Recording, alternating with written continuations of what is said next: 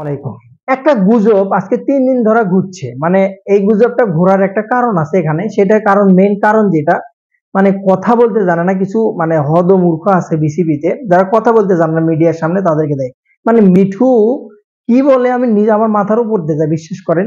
মিঠু যে press conference করলো ২ দিন আগে যে প্রেস কনফারেন্স করলো সেখানে মানে হুট করে তাকে প্রশ্ন করা হলো যে এবারের বিপিএল এ কোন কোন টিম থাকছে কোন কোন ফ্র্যাঞ্চাইজি ধকাম করে বলে দিল যে না কোনো টিমে এখন পর্যন্ত শিওর হয়নি রংপুর বলেন বরিশাল বলেন।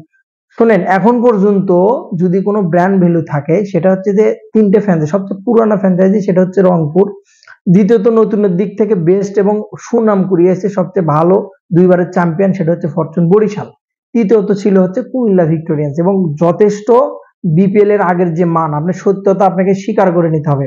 বিপিএল এর যে মান পুরোপুরি কিন্তু মানটাই ধরে রাখছিল কুমিল্লা ভিক্টোরিয়ান্স। পুরো বিপিএল মিলে যতগুলো বিদেশি না আসতো কুমিল্লাতে এক এক কুমিল্লার টিমে কিন্তু পুরো রশিদ খান থেকে শুরু করে আমি সুনীল নারিন থেকে শুরু করে রিজন থেকে শুরু করে ময়ন আলী থেকে শুরু করে বড় বড় বিদেশি সাইনিং কিন্তু একমাত্র ভিক্টোরিয়ান্সই ছিল, আর কোনো টিমে কিন্তু ছিল না।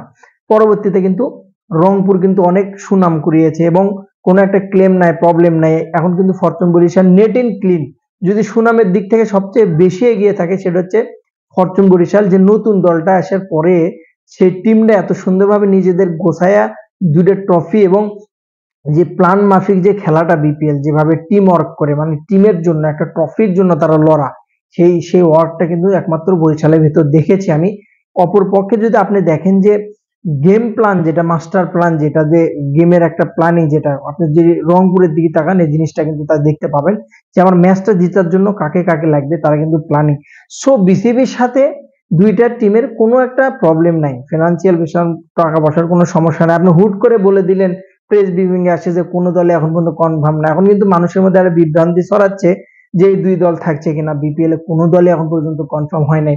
এটা যদি একটু আমি ভাঙিয়ে দেই কথা বলি সেটা হচ্ছে যে এই আপনারা জানেন যে হাতে কিন্তু বিসিবি ২ দিন সময় নিয়েছে যে আইএমজি কোম্পানি অলরেডি ফাইনাল হয়েছে, জাস্ট আনুষ্ঠানিকতা একটু বাকি আছে। আইএমজি কোম্পানির হাতে যখন যাবে যাওয়ার পরে সেই কোম্পানি কিন্তু সিলেক্ট করবে যে কোন কোন ফ্র্যাঞ্চাইজি মালিকানাধীন কোন কোন ফ্র্যাঞ্চাইজি আবেদন করছে তাদের ফিনান্সিয়াল বিষয় যেটা এই বলে এই না যে রংপুর এবং বরিশাল বাদ করছে, তারা তাদের বাদে খেলানো হচ্ছে। রংপুর বরিশাল বাদ করলে বাংলাদেশের দর্শকই তো অর্ধেক তাদের। আপনি যদি দেখে থাকেন প্রায় দর্শকই ফরচুন বরিশালের বিশাল একটা ফ্যান বেস, তো আপনি তাদের কোনো প্রবলেম নেই, তাদের ফিনান্সিয়াল কোনো সমস্যা নেই, টাকা পয়সার সমস্যা নেই, লেনদেনের সমস্যা নেই, গুলিস্তানের হেলমেট পরেনি, তো তাকে আপনি নিবেন না কেন বিসিবির? এটা তো একটা বড় প্রশ্ন। সো এটা একটা ভুয়া বিভ্রান্ত ছড়ানো একটা তথ্য যেটা বিসিবির কিছু মানে মানে নিজেরা জানে না মিডিয়াতে কিভাবে কথা বলা লাগবে।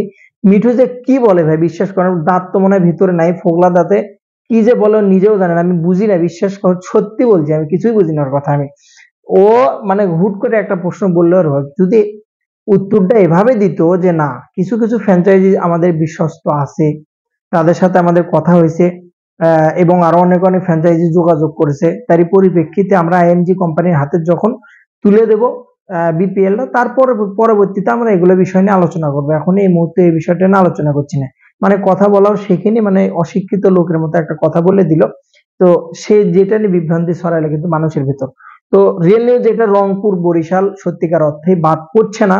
বাদ পড়লে বাংলাদেশের ভাই বিপিএল এটা এত ভালো ফ্র্যাঞ্চাইজি কখনোই বিপিএল জমবে না 100%। সো সেদিক থেকে যদি বিবেচনা যায় এই বিভ্রান্ত ছড়ানো বিসিবির উচিত যে আরো অনেক সাবধানে দেখে শুনে কথা বলা।